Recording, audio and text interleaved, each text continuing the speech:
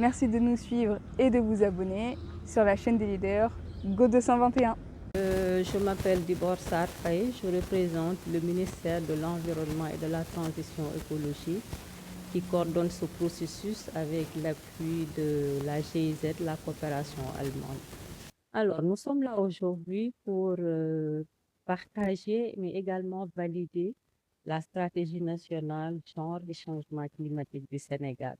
Parce que, comme vous le savez, plusieurs études réalisées aussi bien au niveau national qu'au niveau international ont montré la vulnérabilité du Sénégal face aux impacts du changement climatique qui se manifeste à travers la variabilité climatique, la pluviométrie, la, la, la température, et cela impacte beaucoup de secteurs qui sont vitaux pour le développement socio-économique, mais pour les communautés qui vivent de ces ressources également.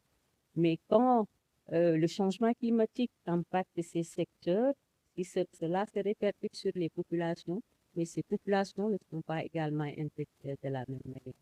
On a des impacts différenciés selon le genre, qu'on soit homme ou qu'on soit femme, qu'on soit handicapé, qu'on soit jeune ou qu'on soit enfant. Et c'est la raison pour laquelle aujourd'hui, le ministère a lancé ce processus, élaboré ces stratégies pour renforcer la prise en compte du genre dans les politiques climatiques. Cette stratégie que nous avons validée aujourd'hui est axée autour de 5 axes stratégiques, tout ce qui est gouvernance, tout ce qui est capitalisation, tout ce qui est financement. On a la question des données, on a la question également de l'intégration du genre dans les documents de planification, que ce soit les documents de planification au niveau national, tels que les plans nationaux d'adaptation au changement climatique, dont l'objectif est de réduire la vulnérabilité des communautés, mais également des écosystèmes, que ce soit le document de politique comme comment on appelle ça, la CDN, la contribution déterminée au niveau national et l'engagement de l'État du Sénégal pour l'atteinte de l'objectif de l'accord de Paris. Bon, ce document-là, nous l'avons validé, nous l'avons élaboré avec l'ensemble des sectoriels aujourd'hui, même si c'est le ministère de l'Environnement et de la Transition écologique qui coordonne le processus. Ce document a été quand même une co-construction, une production avec l'ensemble des acteurs qui auront un rôle important à jouer dans la mise en œuvre, qu'on soit sectoriel, parce que quand on regarde un peu quand on parle de vulnérabilité, c'est par rapport à des secteurs. Si on doit appliquer aujourd'hui la politique climatique, c'est à un secteur, c'est à des secteurs que nous allons l'appliquer, et cela en intégrant les gens. Donc, ils seront en première ligne, je parle des sectoriels, ils auront un rôle important à jouer dans ce processus, dans la mise en œuvre. On a les organisations de la société civile qui font également un travail important, très important sur le terrain, qui font des actions vraiment très, très localisées et ces actions-là contribuent beaucoup à la résilience des communautés.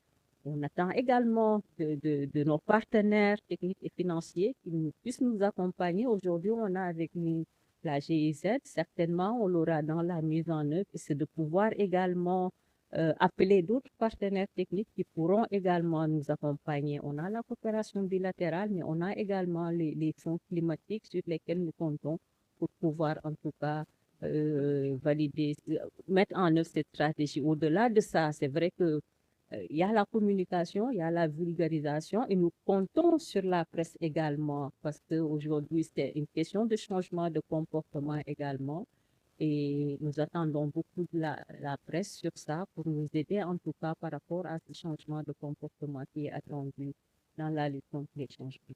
Ce qu'il faut retenir, c'est que la rencontre a été respectueuse avec des échanges enrichissants. Ce qu'il faut noter aussi, c'est la qualité des présentations qui ont été faites, notamment la stratégie en tant que telle, mais aussi la feuille de route. Et cette feuille de route doit pratiquement être mise en œuvre avec l'appui de tous les sectoriels, mais aussi avec l'appui de l'organisation de la société civile, des partenaires techniques et financiers, pour pratiquement une prise en charge efficace du climat, et surtout dans une prise en charge efficace du genre dans toutes les actions liées au climat. Bon, pour la prise en charge, il faut noter tout simplement que le genre constitue un élément central, donc qui est au cœur pratiquement donc des politiques et avec surtout les conventions internationales et aussi sur le plan national des dispositions qui ont été prises.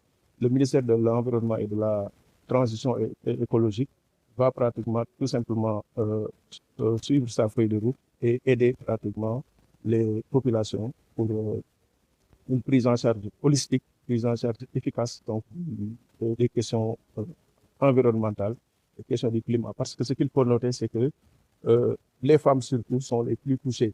Mais d'une manière générale, il faut prendre pratiquement tous les groupes vulnérables parce qu'il y a aussi les personnes handicapées, il y a aussi et surtout la territorialisation des politiques publiques qui imprime pratiquement donc une prise en charge selon les spécificités des régions, mais aussi selon les spécificités des populations. Pour noter tout simplement que d'abord, il y a les zones frontalières, parce que vous savez tous que la vulnérabilité pratiquement touche les zones frontalières, mais aussi le monde rural. Si on prend par exemple la comparaison entre les villes et les campagnes, on constate aussi que c'est les campagnes qui sont les plus touchées. Maintenant, du point de vue pratiquement donc du sexe, c'est les femmes pratiquement qui aujourd'hui sont plus touchées par la vulnérabilité liée notamment au climat. Autrement dit, les changements climatiques impactent toute la population, mais il faut noter tout simplement que les populations qui se trouvent dans des zones frontalières, dans des zones rurales, mais aussi des populations démunies, sont pratiquement les plus exposées. Et ce qui fait que donc, le ministère de l'Environnement et de la Transition écologique veut pratiquement prendre à bras le corps le problème et régler surtout toutes ces questions-là avec l'appui des partenaires, avec l'appui des autres sectoriels, mais aussi avec l'appui surtout des organisations de la société civile et des communautés.